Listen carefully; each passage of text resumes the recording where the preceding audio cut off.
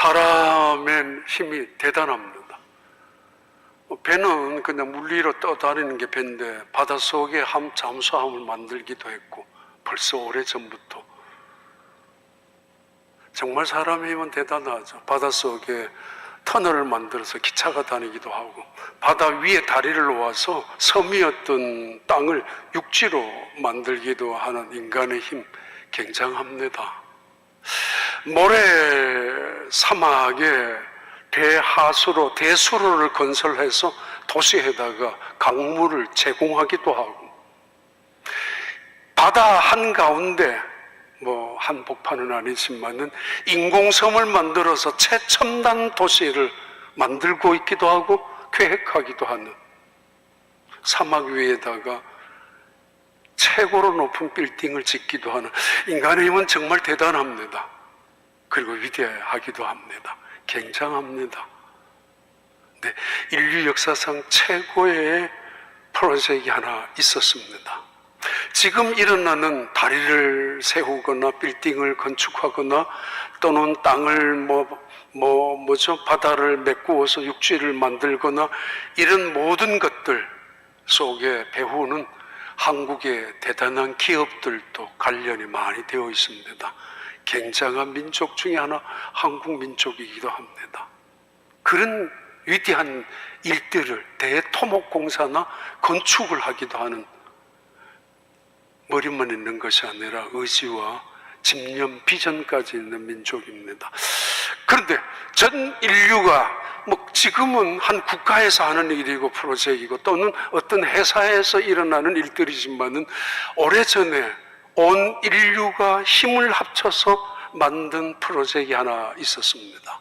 온 인류가 모든 에너지를 다 모아서 동원해서 최고의 토목공사, 건축업, 인간이 가지고 있는 최고의 과학적인 문명을 이룩한 프로젝트가 있었는데 바벨탑이었습니다. 어쩌다가 역청을 발견하게 되고 또 우연히 그 역청과 진흙이 연결되면서 얼마 지나고 나니까 돌처럼 딱딱히 굳어진 걸 보면서 대단한 발명을 한 것처럼 역청과 진흙을 만들어 벽돌을 만들기 시작했고, 야, 이거면 충분하다라고 생각해서 탑을 짓기 시작했고, 탑을 쌓으면서 그들은 우리의 이름을 내자라고, 그리고 신에게 도전하자라고, 그리고 우리가 흩어짐을 면해보자라고, 노아 홍수 같은 심판을 다시는 더 이상 속수무책으로 당할 수 없지 않느냐라고 인간의 모든 지혜를 짜내어서 인간의 모든 에너지를 동원해서 만드는 사건, 공사가 바벨탑이었습니다. 지금도 그 많은 흔적들이 전 세계 지구라트라는 이름으로 남아있지만은 아무튼 바벨탑의 사건은 인류 역사상 최대의 프로젝트였습니다. 어느 한 국가에 해당되는 게 아니라 어느 한 민족의 한 회사가 하는 사업이 아니라 전 인류가 동원된 사역이었기 때문입니다. 그 바벨탑의 타워는 붕괴되고 말았습니다. 바벨탑을 통해서 바벨 포출에서 안에서 안전을 추구했던 인간의 안전은 깨어지고야 말았습니다. 오히려 분리되었고 분열되었고 다툼의 시작이 되었고 나중에는 전쟁의 씨앗이 되고 말았습니다. 그 바벨탑의 역사 속에서 최대의 사건이었던 바벨탑의 사건은 그렇게 실패로 끝나고야 말았습니다. 지금 전 세상은 바벨탑 이상의 또 다른 과학을 통해서 혹은 의학을 통해서, 의술을 통해서 전 세상에는 바벨탑 이상의 타워를 건설하고 있습니다. 깜짝 놀랄 만한 일들이, 인간의 힘은 이렇게 위대하구나, 인간의 지식과 지혜는 이렇게 대단하구나 라고 앞으로 어떤 게 더 개발되고 발명되고 발견될는지 알 수 없지만은 인간은 점점 놀라운 속도로 이 세상은 변화, 발전, 진보되고 있는 것은 사실입니다. 이때 하나님 말씀의 선언입니다. 그리고 그 말씀은 오늘도 우리에게 지금부터 2000년 그리고 적어도 3000년 전에 외쳤던 그 하나님의 말씀은 우리에게 이렇게 선언하고 있습니다.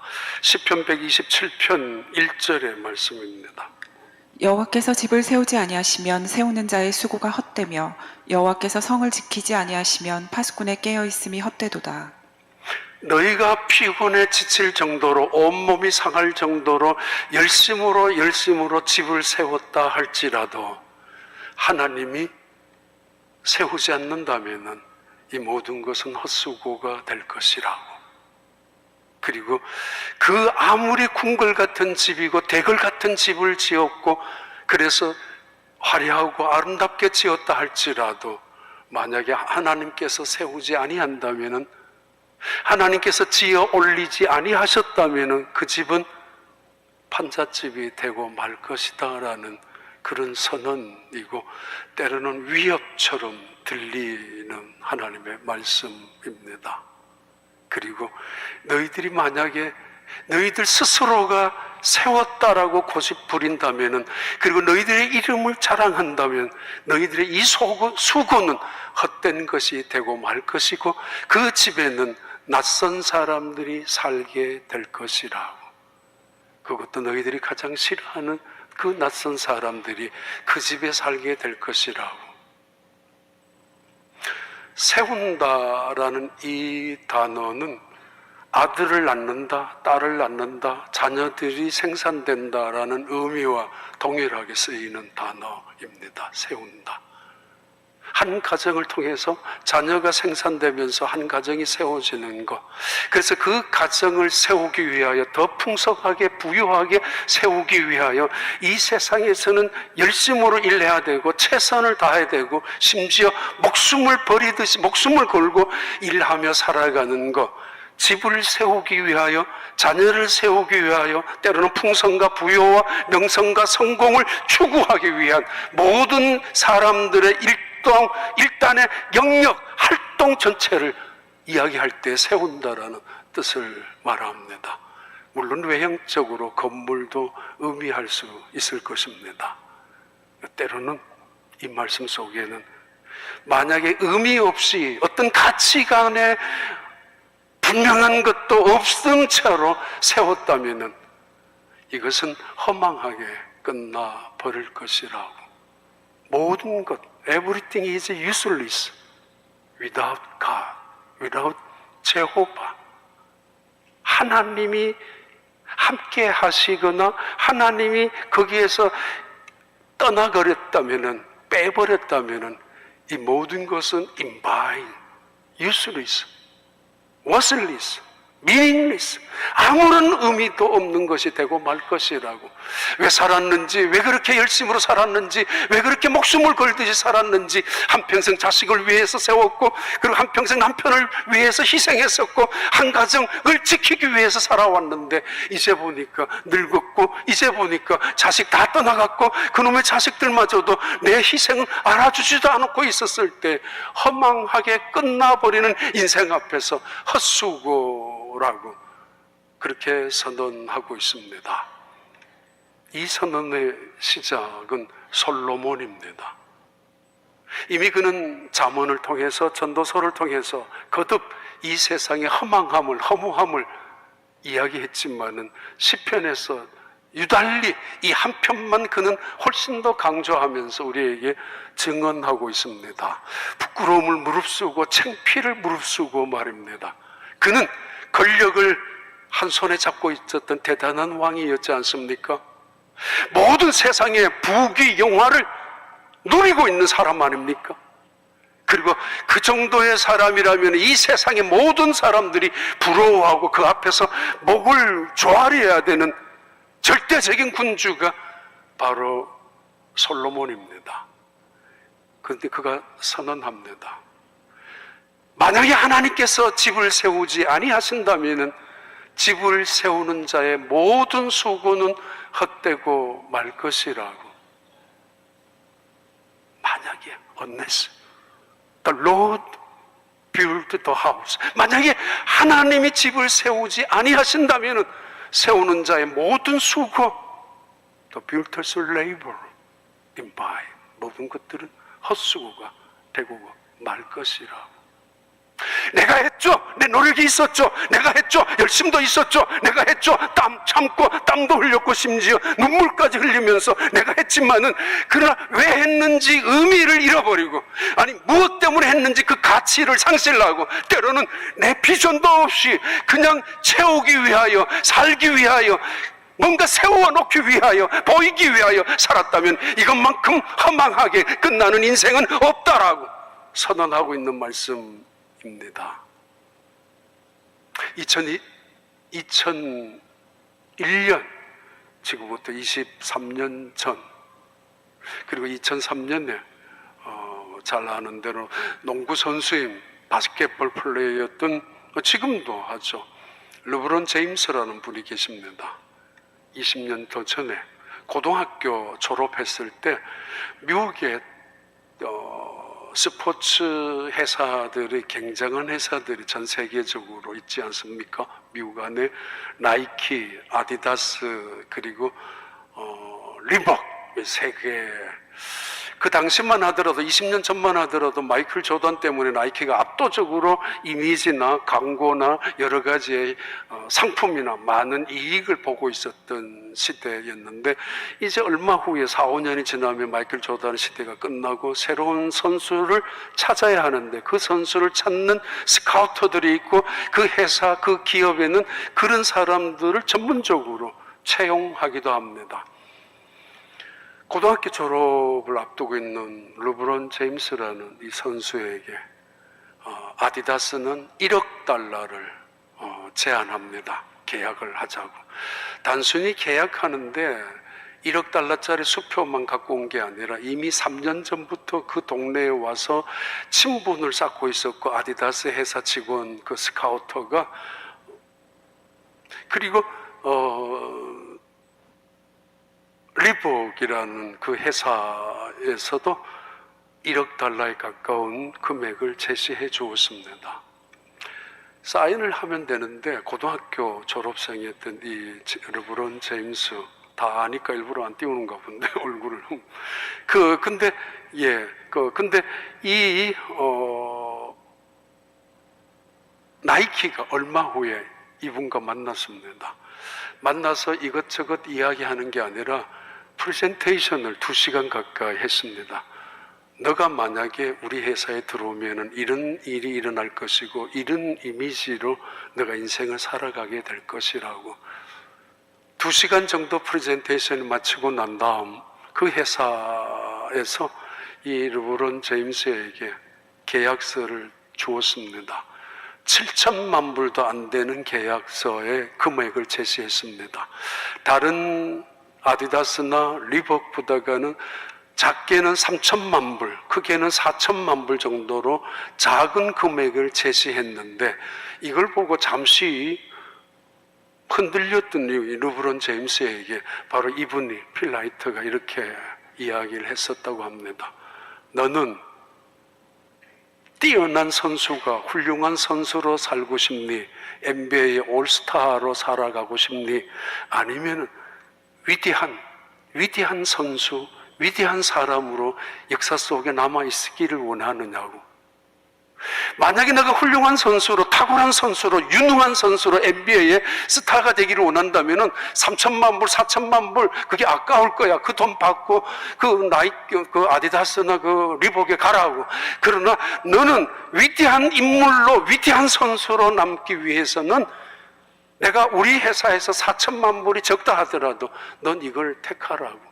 그런 의미의 질문을 던졌고, 그렇게 설득했었다고 합니다. 3천만 불, 4천억의 돈, 굉장히 큰 돈입니다. 그건 평생 손에 만쓸 수도 없는 일반 사람들은 그 큰 돈이지만은, 그는 이 말에 의미를 두었고, 이 말에 가치를 두었고, 그리고 그 말에 비전을 걸었습니다. 그래, 내 인생이 운동선수로만 끝나는 거 아니지 않느냐고. 비록 3천만 불, 4천만 불을 손해본다 할지라도 위대한 사람, 위대한 선수가 되어서 다른 사람들에게 영향을 끼치고 다른 사람들에게 훌륭한 어떤 선수로서 롤 모델이 될 수만 있다면은, 그래서 사인을 했었다고 합니다. 하나님 안에 있는 산, 하나님의 선하신 뜻을 쫙 붙잡고, 그래서 하나님의 그 비전을 또는 내게 어떤 의미를 부여하면서 내가 돈을 또는 가정을 세우는 것과 아무런 의미도 가치도 없이 가정을 세우는 일, 내가 물질을 세우는 일, 성공을 세우는 일에 집착하다가 보면은 어느 순간 우리는 권태기에 빠지게 됩니다. 이 말의 가장 위험한 말은 세상은 온통 사람을 만들고 있습니다. 로봇을 만들고 인공지능을 만들고 심지어 인간보다도 더 뛰어난 뇌를 가지고 있는 인간지능을 만들어서 인간과 싸워서 이기게 하는 그런 세상에 살아갑니다. 얼마 후에는 인간과 똑같은 감정을 지니고 있는 인공지능을 개발해서 사람들과 함께 살게 할 수 있을 것입니다. 지금도 개발 중에 있지 않습니까? 문제는 여기에 있습니다. 하나님은 사람을 사람으로 만든 것이 아니라 하나님의 형상을 지음받은 인간으로 만드셨는데, 사람은 사람을 하나님의 형상을 지워버리고 깨트려버리고 빼버리고 인간을 인간답게 만들려고 하는 인간의 과학, 그리고 인간의 그 지혜, 이것은 결국은 타락한 인간의 본성을 만들어 가고 있는 세상이기 때문에 문제가 거기에 있습니다.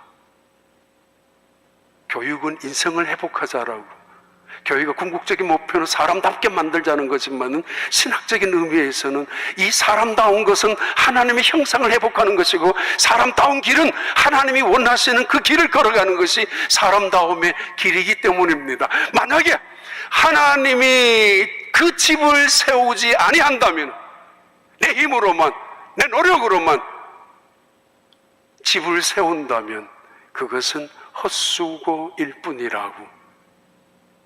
1절 계속하죠. 봐요. 여호와께서 집을 세우지 아니하시면 세우는 자의 수고가 헛되며 여호와께서 성을 지키지 아니하시면 파수꾼의 깨어 있음이 헛되도다.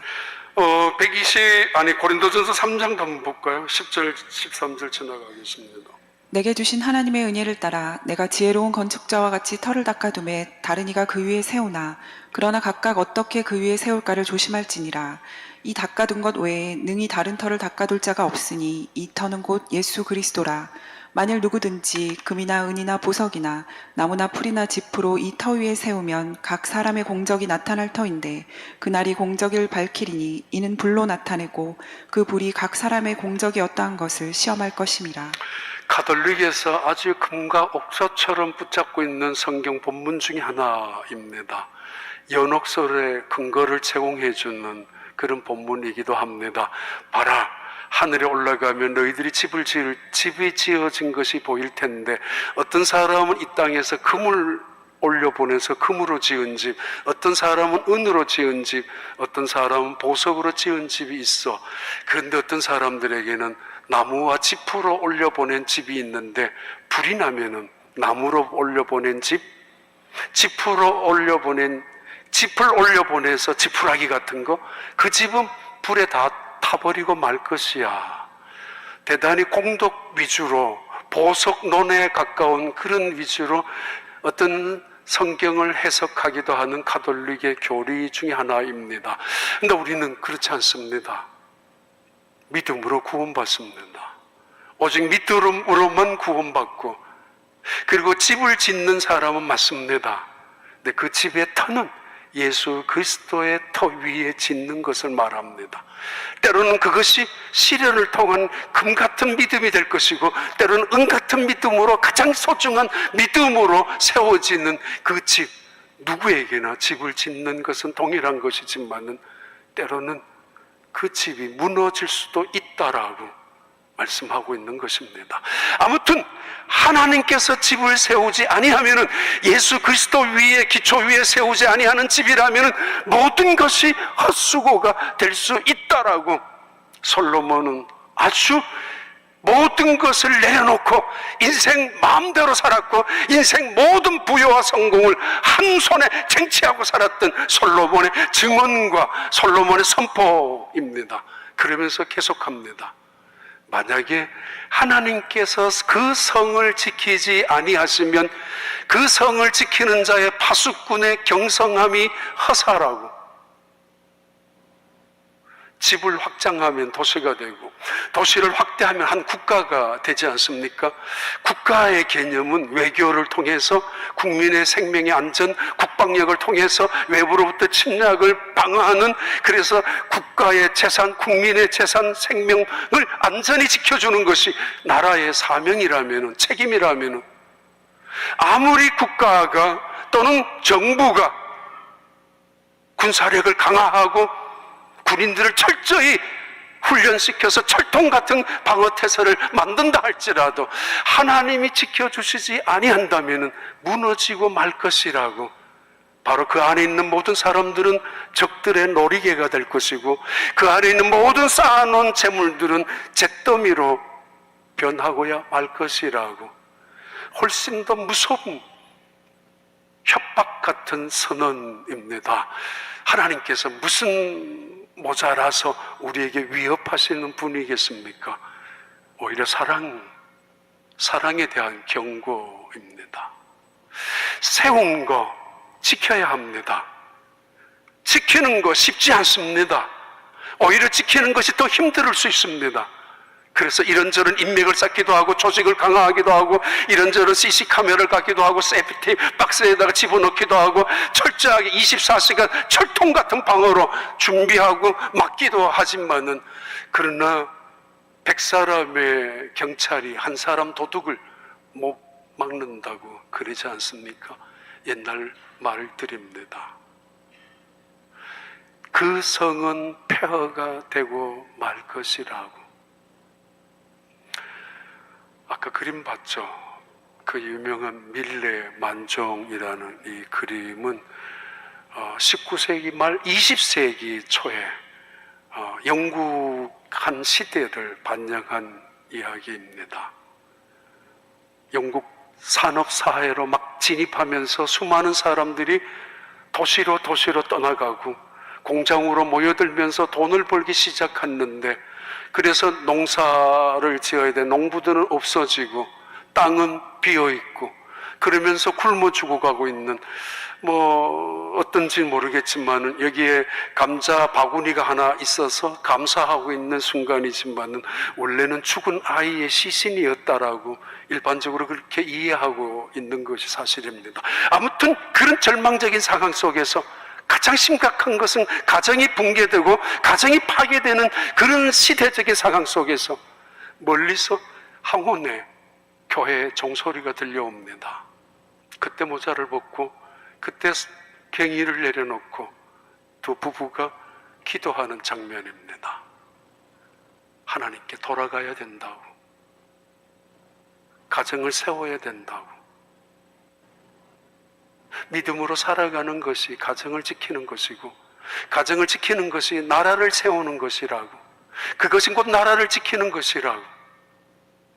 그 유명한 처칠도 이야기했지 않습니까? 한 가정을 지키는 일이 나라를 지키는 일이고, 나라의 번영도 한 가정에서부터 시작한다고. 링컨 대통령도 마찬가지입니다. 신앙의 최고의 유산은 땅도 물질도 아니라 신앙의 유산이라고. 자식들에게 물려준 유산 최고의 것은 신앙의 것이라고. 만약에 하나님께서 지키지 아니한다면, 파수꾼이 아무리 뜬 눈으로 밤을 새우고 파수꾼들이 아무리 철저히 훈련을 받고 철통 같은 경비태세를 취한다 할지라도 어느 사이에 어느 지역에 구멍이 뻥뻥 뚫릴 것이고, 어떤 순간에 넘어지고 말 것이고, 지킬 수 없는 일들이, 사고가 느닷없이 닥칠 것이며, 그래서 어느 순간은 결국은 순식간에 세워둔 명예가, 명성이, 부여와 물질이 순식간에 마치 물 흐르듯이 빠져가 버리고 말 것이라고. 만약에 하나님께서 지키지 아니하신다면 말입니다. 시편 121편 3절부터 5절의 말씀입니다. 여호와께서 너를 실족하지 아니하게 하시며 너를 지키시는 이가 졸지 아니하시리로다. 이스라엘을 지키시는 이는 졸지도 아니하시고 주무시지도 아니하시리로다. 여호와는 너를 지키시는 이시라. 여호와께서 내 오른쪽에서 내 그늘이 되시나니. 예, 하나님이 지켜주시지 아니하면은 지키는 자의 수고가 헛되다라고. 세상에 살아가면서 성공의 강권, 성공과 실패의 기준은 세우는 일과 그리고 지키는 일에 달려져 있습니다. 그런데 이 말씀을 무시하는 것처럼 우리에게 들려지고 있습니다. 계속되죠. 세 번째, 만약에 하나님께서 너희들과 함께 일하시지 아니하면은 너희들이 아무리 일찍이 일어나고 늦게 눕는 수고가 있다 할지라도, 그래서 떡을 먹는다 할지라도 그것은 수고로운 떡이고 슬픔의 떡이고 걱정의 떡일 뿐이라고. 다시 한번 읽어봐요. 1절, 2절. 여호와께서 집을 세우지 아니하시면 세우는 자의 수고가 헛되며 여호와께서 성을 지키지 아니하시면 파수꾼의 깨어 있음이 헛되도다. 2절. 너희가 일찍이 일어나고 늦게 누우며 수고의 떡을 먹음이 헛되도다. 그러므로 여호와께서 그의 사랑하시는 자에게는 잠을 주시는도다. 하나님께서 일하시지 아니하면, 하나님께서 함께 하시지 않는다면 우리 이민자로서 굉장히 열심으로 살아갑니다. 어디를 가더라도 가끔씩 여러 지역을 많이 다녀보았지 않습니까? 한국 사람들만큼 열심으로 그리고 근면하게 일하는 사람들 많지 않습니다. 그러면서 자녀들 세우는 교육에, 그러면서 그 가정을 지키는 그 일에 최선을 다하는 민족 많지 않습니다. 미국에는 훨씬 더 그렇습니다. 얼마나 많은 수고와 노력을 하고 있는, 애를 쓰고 있는 가게, 비즈니스 하는 게 어디 쉬운 일입니까? 남의 주머니에 돈을 내 거로 만든다는 게 어떻게 간단한 일이겠습니까? 다들 그렇게 이야기하더라고요. 얼마나 힘든 일 속에 살아가는데. 그런데 만약에 하나님께서 함께 하시지 아니하는 일이라면은 그 수고의 떡을 먹음이 헛된 것이라고. 있으나 마나한 존재인 것처럼 살아가는 것이고, 하나마나한 일을 하는 것처럼 살아가는 것이고, 비록 떡을 먹는다 할지라도 그 떡은 슬픔과 수고의 떡일 뿐이라고, 그렇게 우리에게 말씀하고 있습니다. 하나님께서 일하지 아니하시면 우리의 모든 수고는 헛된 것이라고, 그러면서 뜻밖의 말씀으로 전환하고 전혀 예상치 못하는 말씀으로 우리에게 전달하고 있습니다. 하나님께서는 너희들이 일찍이 일어나고 늦게 누움도 다 헛수고요, 수고의 떡을 먹으면 헛되지만은, 그러나 전혀 뜻밖의 말씀을 던지고 있습니다. 하나님은 그 사랑하는 자에게 잠을 주시는도다. 다시 한번 읽어봐, 2절을. 너희가 일찍이 일어나고 늦게 누우며 수고의 떡을 먹음이 헛되도다. 그러므로 여호와께서 그의 사랑하시는 자에게는 잠을 주시는도다. 가끔씩 이야기하죠. 들을 때가 있죠. 예배 시간에 자는 사람들, 그래서 걱정하지 말라고, 하나님은 사랑하는 사람에게 잠을 주니까 걱정하지 말라고, 그런 이야기 들은 적도 있고, 그렇잖아. 아, 맞아. 교회 와서 잠이 온다는 건 축복이야 라고 하기도 하고, 그죠? 특히 예배 시간에 성가대 할 때까지는 초롱초롱하다가 설교 때만 쫙 잠이 들었다가 그 다음에 설교 끝나면 눈이 번쩍 뜨이는 사람들, 그 기가 막힌 하나님의 은혜와 축복입니다. 그런데 이 말은 전혀 다른 의미가 있는 거 아십니까? 잠이라는 시간은 수면입니다. 우리 몸에 적어도 95%의 모든 기능이, 육체적인 정신적인 기능이 멈추고 있고 최소한의 기능만 살아서 움직여서 우리를 존재하게 하는, 우리의 생명을 보존하게 하는 그 순간이 수면입니다. 어떤 사람에게 10시간, 어떤 사람에게 4시간, 2시간의 수면이지만 이 수면은 모든 것이 멈추는 시간입니다. 내 계획, 내 의지, 내 노력, 심지어 내 지혜까지 멈추어야 될 수밖에 없는 멈추는 시간입니다. 멈추어야 합니다. 다 내 욕심까지 내려놓아야 하고 내가 가슴속에 품고 있는 때로는 열심마저도 내려놓아야 하는 시간이 수면의 시간입니다. 그런데 신비로운 일이 벌어지죠. 우리가 잠자는 시간에 이 뇌의 활동도 우리의 육체적인 기능도 회복되기 시작하죠. 아이들 같으면 잠자는 시간에 묘하게도 자라나고 성장하죠. 꽃의 세계도 어두움 속에서도 활짝 피게 되고 어두움 속에서 향기를 더 품게 되죠. 잠자는 시간에 일어나는 신비로운 일들입니다. 나를 잠자게 하고 나서 그리고 중요한 하나님께서는 일하시는 시간입니다.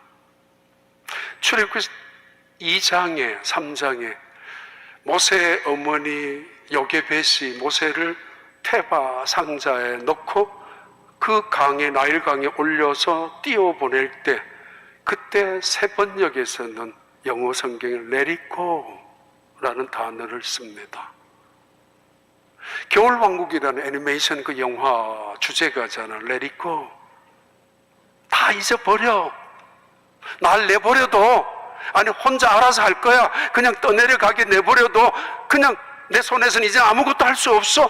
여러 가지 이야기의 의미를 함축시키고 있는 Let it go. 모세의 어머니는 모세의 어린 아이를 나일강에 띄우면서 하나님의 손에 맡깁니다. 나 다 잊어버릴게. 내 모든 것은 이제 하나님의 손에 맡길 겁니다. 하나님이 알아서 하세요. 그리고 강물이 흘러가는 대로 그 아이는 흘러가게 될 것이라고 내버려 두라고 Let it go. 근데 하나님은 그때부터 일하시지 않았습니까? 잠들게 하고 난 다음 하나님은 사랑하시는 자에게 잠을 주시는 도다라는 이 잠이라는 단어는 멈춤이라는 뜻도 있지만 회복이라는 뜻도 훨씬 더 강하게 있습니다. 가끔 하나님은 우리를 잠들게 하실 때가 있습니다. 그래야 하나님이 일하실 수 있기 때문입니다. 내 욕심으로, 내 의지로, 내 몸부림을 쳐서 내가 해야 돼, 내가 세워야 돼, 내가 지켜야 돼, 내가 수고해야 돼, 지금까지도 내가 했어 라고 하고 있는 그에게 때로는 머리를 붙잡고 때로는 멱살을 잡고 때로는 어깨를 잡고 숙이라고, 엎드리라고, 누워있으라고, 잠이나 자라고 그러면서 보라고. 최초에 하나님은 아담을 잠들게 하셨지 않습니까? 조금 점핑하는 것이지만은 우화 알레고리처럼 잠들게 하셨던 하나님, 그리고는 여자 하와를 만드셨습니다. 만약에 잠들게 안 했다면 이 인간이 그냥 있겠어요? 하나님, 제가 조금만 말해볼게요. 내 스타일은요. 하나님 조금만 참아줘요. 내가 원하는 여자는요. 아니고 내가 마음에 드는, 내가 꼭 필요한 여자는요. 뭐 어차피 하나님이 데리고 살 거 아니지 않습니까? 내가 데리고 살 거라면은 이런 여자를 만들어주세요. 이건 뭐 견딜 수 있겠습니까, 하나님? 천만다행이죠. 여자를 먼저 안 만들었다는 거. 여자 만들어 놨으면 잠을 재워놨어도 계속 중얼거릴걸요. 꿈을 꾸면서도. 아니면 내 마음에 맞는 남자 이런 거예요 그러면서 꿈을 꾸면서 환상 속에서도 떠들 거란 말이에요. 그리고 끝나고 나서도 하나님 붙잡아 다니면서 그럴 줄 알았어요. 하나님, 이런 인간하고 어떻게 살라고 이렇게 떠들었을 텐데 하나님은 잠자게 하셨습니다. 하나님이 개입하시는 시간입니다. 하나님이 역사하시는 시간입니다. 출애굽기 14장 13절 14절 이렇게 우리에게 증언하고 있지 않습니까? 모세가 백성에게 이르되 너희는 두려워하지 말고 가만히 서서 여호와께서 오늘 너희를 위하여 행하시는 구원을 보라. 너희가 오늘 본 애굽 사람을 영원히 다시 보지 아니하리라. 여호와께서 너희를 위하여 싸우시리니 너희는 가만히 있을지니라. 예, 조용히 있으라고. 조용히. 그래서 하나님은 사랑하는 사람에게 잠을 주신다고. 이 말씀의 최고의 절정은 예수님이십니다. 하나님은 예수님을 버렸습니다. 십자가에서 죗값을 지불하기 위해서. 마치 마귀에게 내몰린 것처럼, 버린 것처럼 느껴지셨고 세상은 그렇게 알았습니다. 이젠 끝이라고, 이젠 끝이라고, 망했다고, 하나님도 예수님도. 그러나 예수님이 무덤에서 사흘 동안 잠자고 계시는 동안에, 끝이라고 믿었던 그 순간에 온 세상은 이제는 자기들이 이겼다라고 판을 치고 있는 그 순간에 하나님은 일하셨습니다. 죄와 싸웠고 죄악의 세력을 꺾어 놓으셨고 사탄과 마귀의 세력을 결박시키고 짓밟아 놓으셨고 죽음과 어두움의 권세를 물리치고 일어나셨습니다. 우리가 잠자는 동안에, 우리를 잠자게 하는 동안에 때로는 우리에게 실패가, 때로는 우리에게 고난이, 때로는 우리에게 아픔이, 때로는 우리에게 억울한 순간이 찾아왔던 그 순간에 하나님은 어디 계시느냐고, 하나님 무엇 하시느냐라고 원망할 수도 있는 그 순간에 하나님은 때로는 억지로라도 잠을 재워놓으시고 억지로라도 실패의 자리를 집어넣으시고 하나님께서 하시는 새로운 일을 하셨던 분이, 지금도 하시는 분이 하나님이시라는 겁니다. 하나님은 일하시는 분입니다. 그리고 우리에게는, 사랑하는 자에게는 잠을 주시는 것입니다.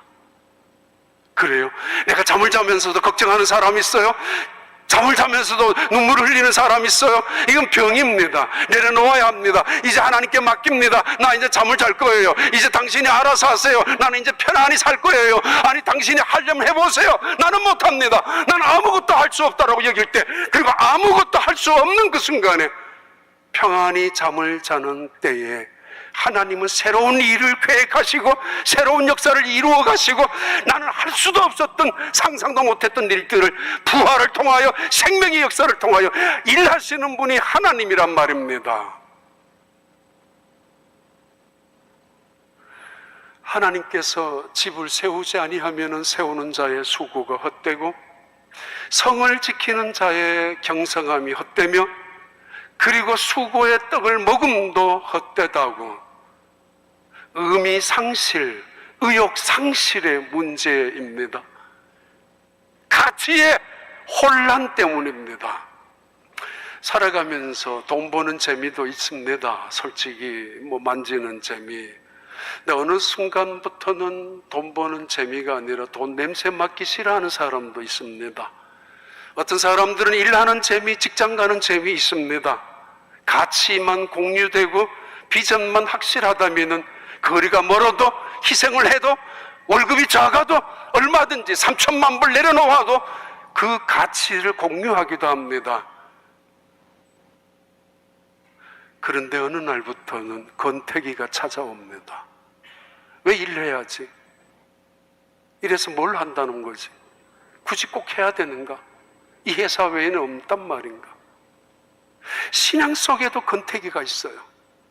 교회 오다가 기쁨으로, 감격함으로 교회 오지만은 어느 순간부터는 무거운 발걸음으로, 봉사도 감사함으로 감격적으로도 은혜를 느끼고 봉사도 하지만은 그러나 어느 언제부턴가는 권태기가 찾아와서 꼭 가야 돼, 해야 돼, 어떤 핑계 없을까, 어떤 곳으로 돌아갈 수 없을까, 아니면 이게 뭐야, 이거 습관처럼 스스로도 권태기 속에 빠져버려서 때로는 자녀들 키우는 재미도 있었는데 어느 순간부터는 자녀가 왼수 덩어리가 되고, 때로는 손주 키우는 재미도 있었는데 어느 순간부터는 잠도 못 자고 이게 짐이 되고 마는 순간 속에서 우리는 권태기에 빠져서 도대체 의미를 잃어버리고 가치도 잃어버리고 때로는 희망조차 잃어버리고 이대로 살다가 죽는 거야? 이건 뭐야 인생이? 이렇게 할 때가 있습니다. 어떻게 하면 의미를 획득하고 어떻게 하면 의욕을 다시 한번 가지며 어떻게 하면 비전을 찾을 것인가?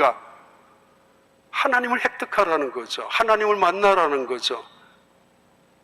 하나님이 세우지 않는다면 헛것이라는 걸 인정하고 하나님이 지켜주지 않는다면 이 모든 것은 헛수고라는 사실을 겸허히 받아들이고 하나님이 나와 함께 하시지 않는다면 이 모든 수고는 아무것도 아니라는 사실을 고백하라는 것이죠. 그래서 주님을 다시 만나라는 것, 권태기에서 벗어나라는 것.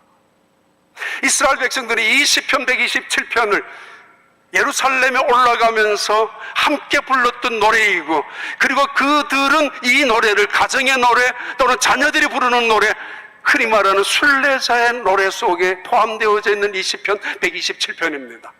가족들이 함께 올라가면서 고백하고 찬양했었던 찬양 중에 하나이죠. 그래, 서로 이야기하면서 에피소드를 이야기하고 서로 바라보면서 기쁨으로 감사함으로 또는 눈물을 흘리면서 그 긴 오랜 시간 순례의 여정길을 이야기하고 담소를 나누었을 것입니다. 그런데 점점 예루살렘이 가까워집니다. 예루살렘 성전이 눈앞에 들어옵니다. 그들은 가슴이 두근거립니다. 1년 만에 또는 1년에 서너 개월 만에 찾아왔던 이 예루살렘 성전 앞에서 그들은 눈물이 가슴이 뭉클합니다. 그리고는 노래합니다.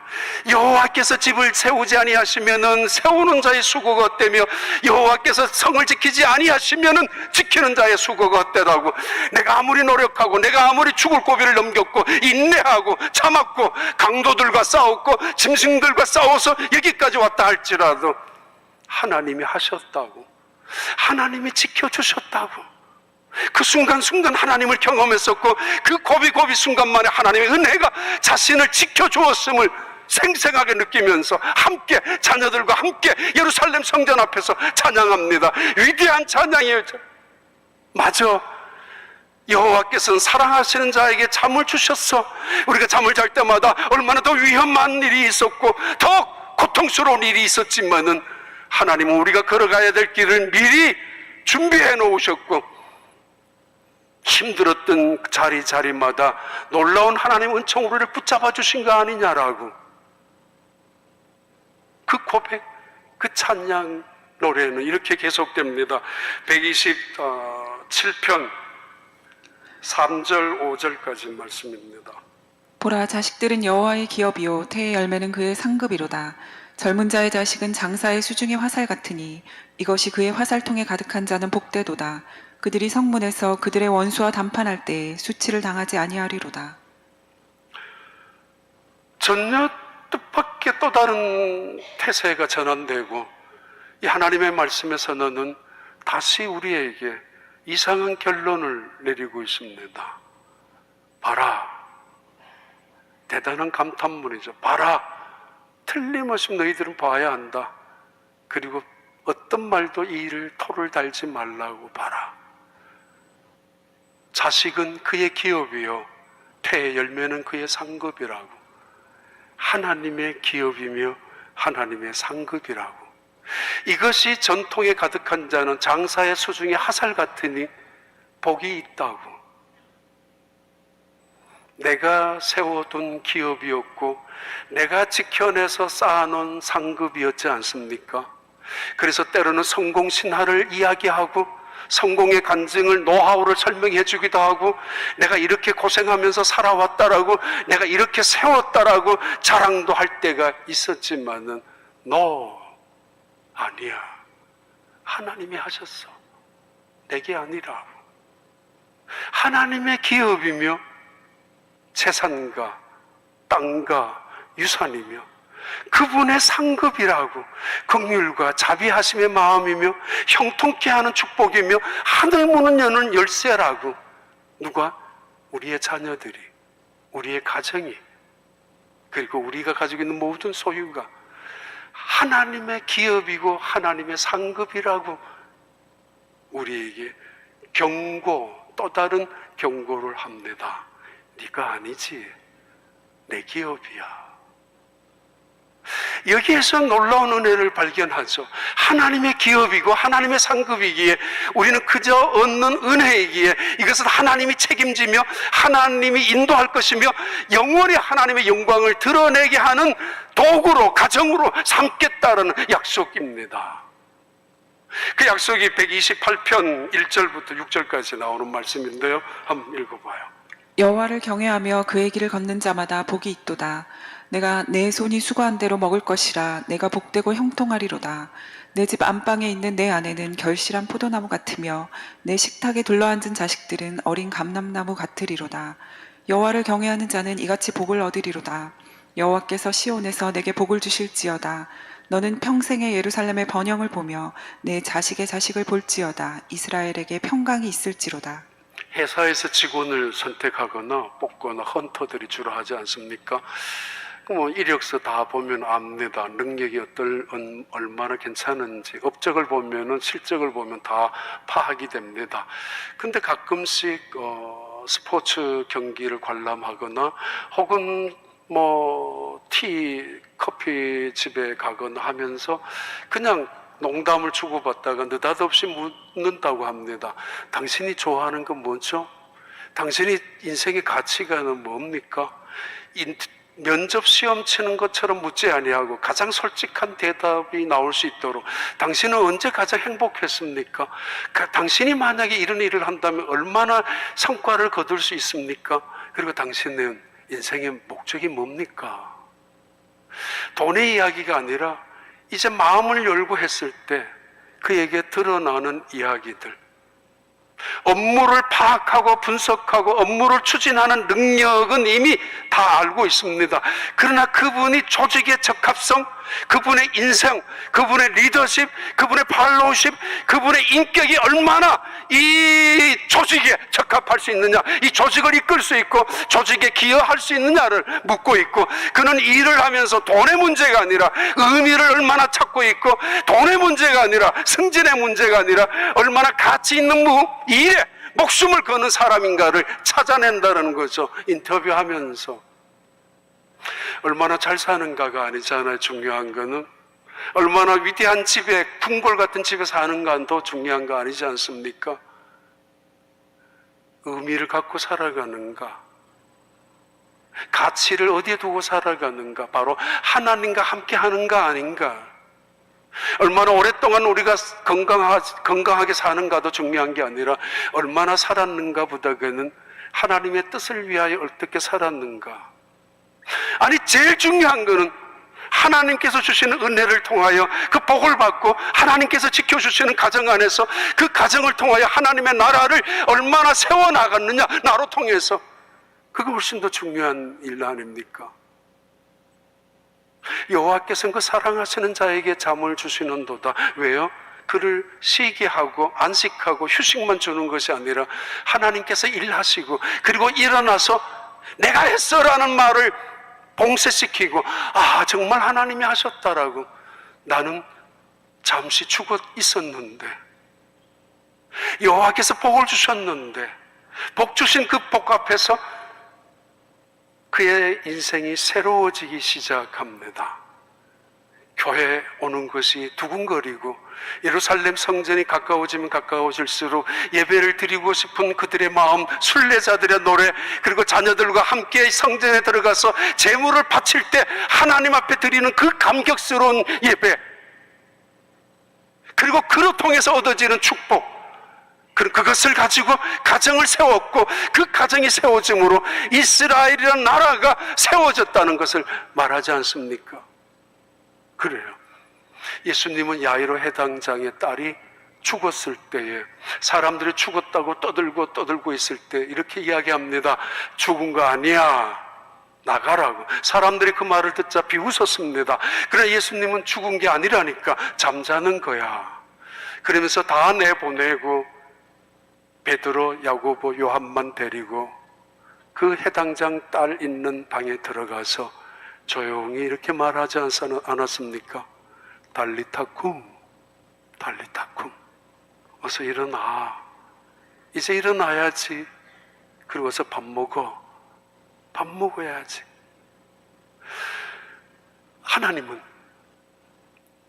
그리고 예수님도 성도들의 죽음을 잠으로 비유하셨습니다.